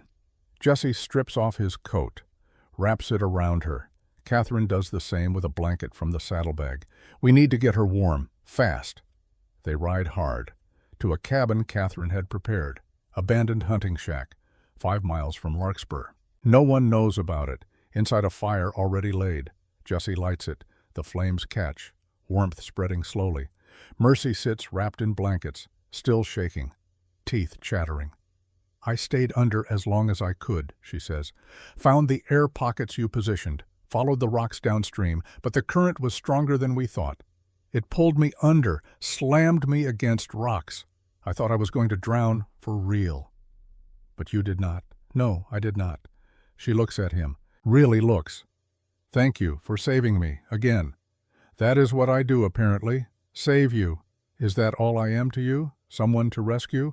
No, you are the woman I love, but I am starting to understand that loving someone means accepting you might lose them, and being grateful for whatever time you get. Mercy reaches out, takes his hand. I am not leaving yet. Yet. I need time to figure out who I am without Thomas hunting me, without fear controlling every choice. Can you give me that as long as you need? Catherine Fletcher brings soup, hot, simple. They eat in silence. Outside, night falls, complete and dark. Somewhere in Larkspur, Thomas grieves, or pretends to, planning what story he will tell Boston, what lies he will spin. Somewhere downstream, Henry searches for a body that will never be found, playing his role perfectly. And here, in a forgotten cabin, Catherine Vale dies her final death, and Mercy Ruth begins to truly live. 3 days later, Thomas has not left. He stays in Larkspur, waiting for the body to wash up, needing proof, needing closure. Henry finds him at the hotel, eating breakfast, alone. Mr. Kincaid, may I speak with you? Have you found her? No, the current is too strong. If there is a body, it is miles downstream by now. Thomas sets down his fork, carefully, precisely. Then the search continues. Actually, I wanted to talk to you about something else. Henry sits without invitation, pulls out a folder. I know what happened to your first wife, Margaret. Thomas goes very still. That was an accident.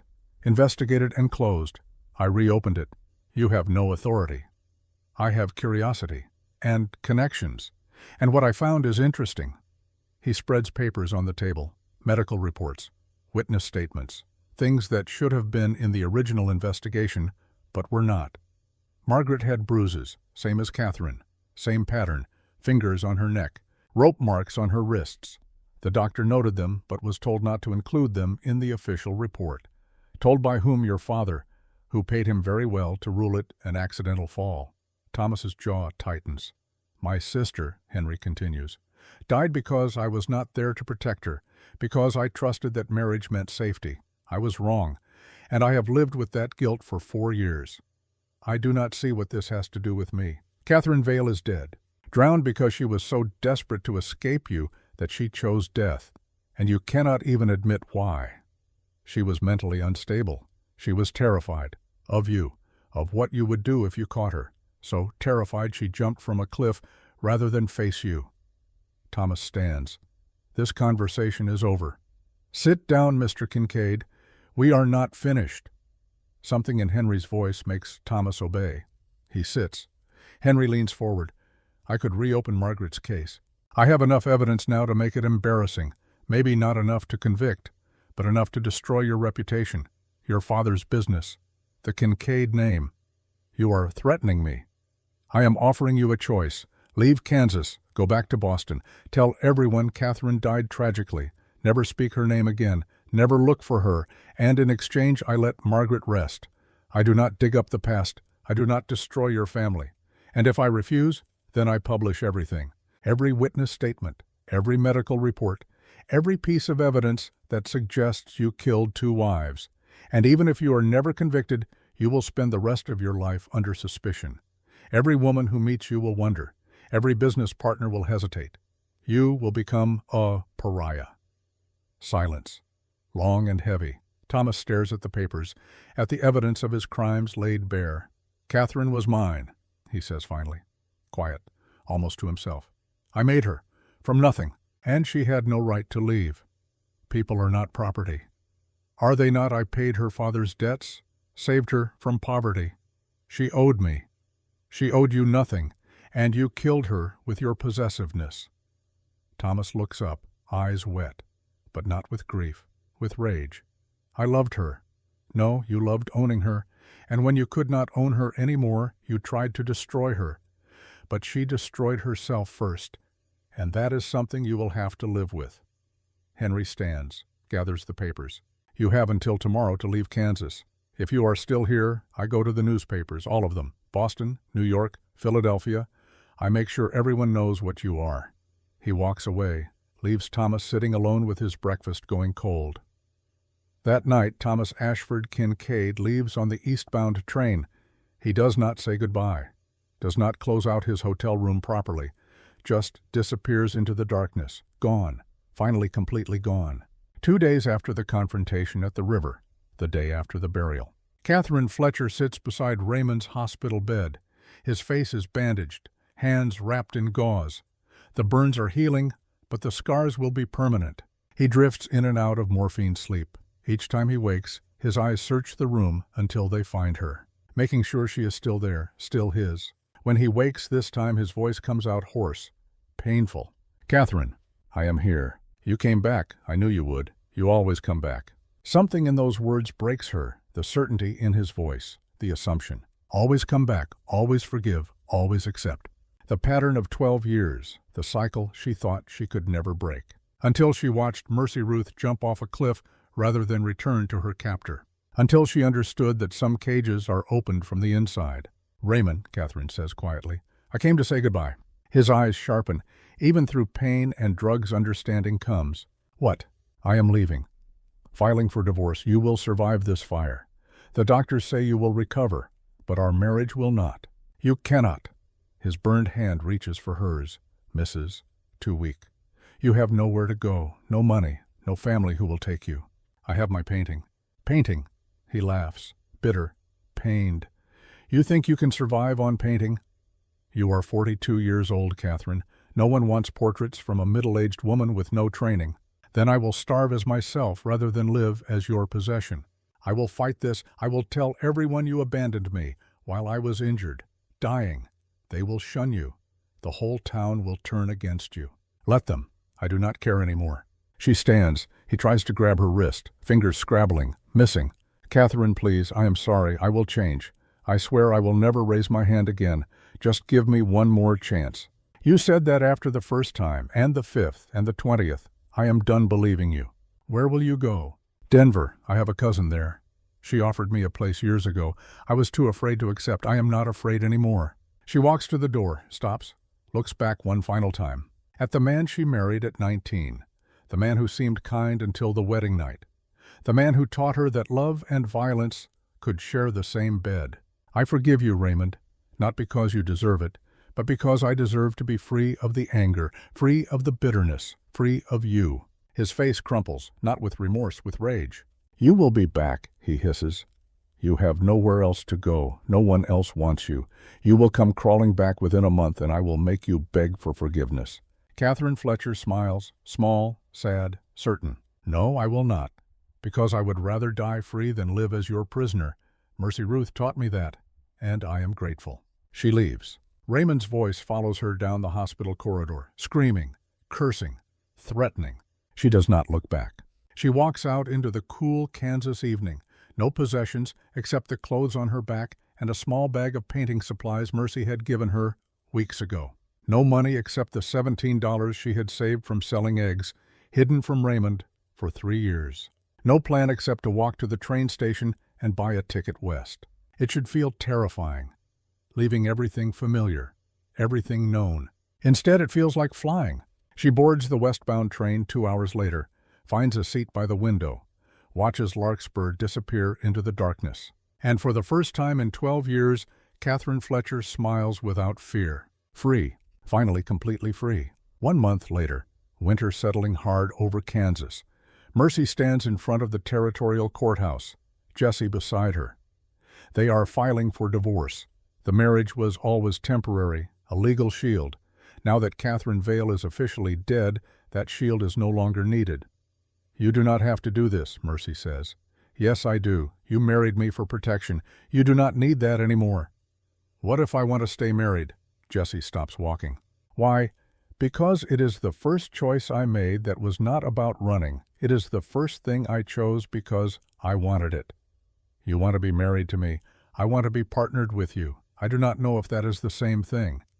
"It is not. Marriage is more." "Then maybe someday we will get there. But for now, can we just be partners?" Jesse considers, then nods. "Partners in what?" "In living. In healing. In figuring out who we are after everything." They shake hands, formal. A new beginning. Catherine Fletcher appears from inside the courthouse.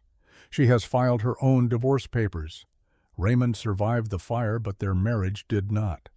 "Where will you go?" Mercy asks her. "Denver? Start fresh? Maybe try painting again." "You should. You have talent." "So do you. What will you do?" "Stay here, for now. Build my portrait business. Help other women who need to escape." Catherine Fletcher smiles, tired but genuine. "We did it," she says simply. "Both of us, we got free." "Yes, we did." She embraces Mercy, brief, tight. "Thank you for showing me it was possible." "You did it yourself. I just went first." Catherine Fletcher leaves, heading toward a future she chose. Jesse and Mercy stand together on the courthouse steps. "What now?" he asks. "Now we live, really live, not just survive." He sits beside her, looking at the painting. "A letter came today," he says carefully, "from Boston." Mercy's brush stills. She does not turn. "From his lawyer?" "No, from Thomas himself." Now she turns, face pale. Jesse pulls an envelope from his pocket. Expensive paper. Boston postmark, the handwriting on the address shaky, weak. Nothing like Thomas's usual precise script. "When did he send this?" "Postmarked 3 weeks ago. Must have traveled slow." Mercy stares at the envelope, does not reach for it. "What does it say?" "I have not opened it.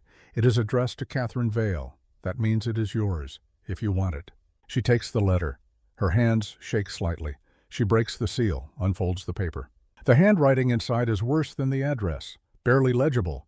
The script of a dying man. She reads aloud, slowly. "Catherine, by the time you read this I will be dead. Tuberculosis. The doctors give me weeks at most." Her voice catches. She clears her throat, continues.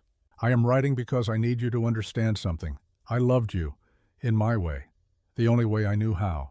Jessie starts to speak. She holds up a hand, keeps reading. "My father taught me that love is control, that women need discipline, that softness is weakness. I believed him. I shaped my whole life around that belief. When you ran, when you chose death over returning to me, something broke. Not my heart, my certainty." She pauses, breathes. "I watched you fall into that river, watched you disappear beneath the water, and felt relief. Not grief, relief. That is when I knew I did not love you. I loved owning you." Her hands are shaking harder now, the paper rattling. "And the thing I loved is dead, buried in Kansas earth. You won this war, Catherine. Or Mercy, or whatever name you wear now. Yes, I know you survived. I am not stupid. The body we buried was not you. The height was wrong, the hands too rough.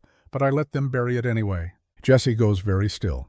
Mercy continues, voice barely above a whisper. "Because I was tired. Tired of chasing. Tired of fighting. Tired of being the monster you saw me as. I am dying alone in a sanatorium. Disowned by my father.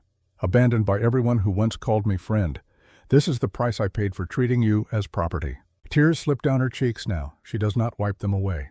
"I do not ask forgiveness. I do not deserve it.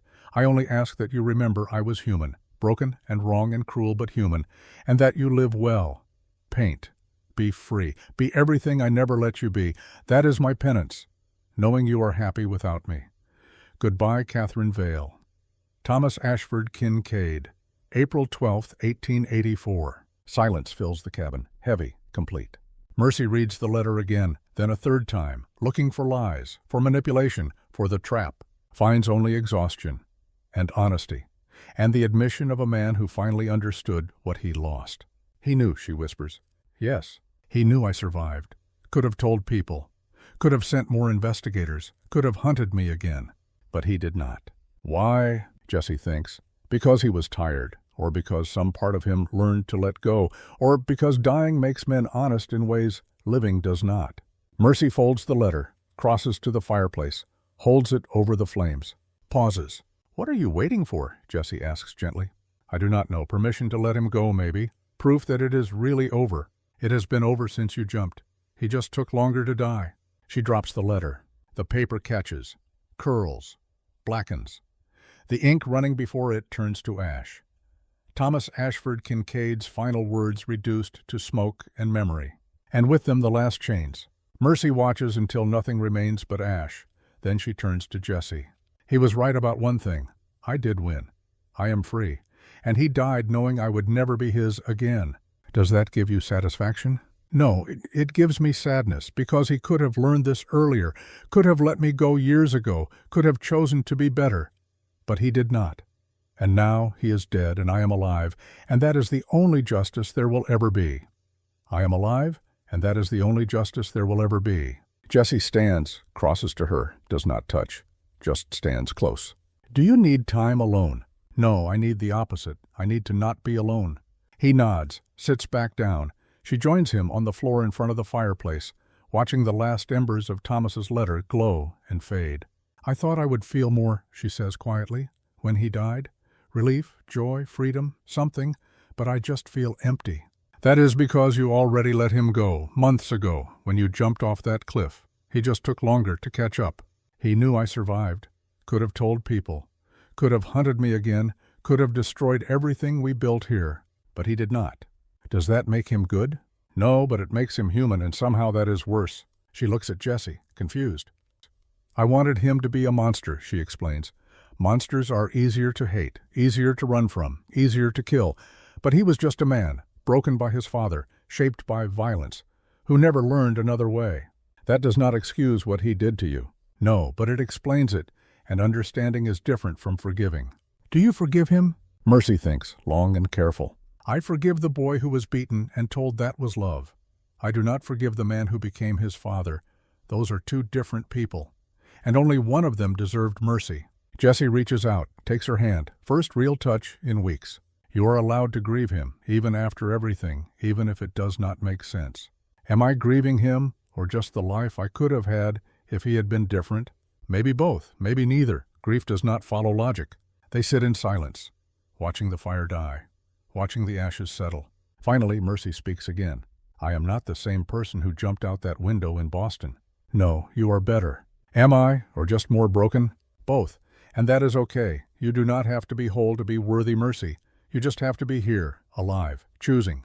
She leans against him, just slightly, testing whether comfort still feels like cage. It does not. "Thank you," she whispers, "for everything, for seeing me, for helping me become this. You did it yourself. I just kept you alive long enough to finish."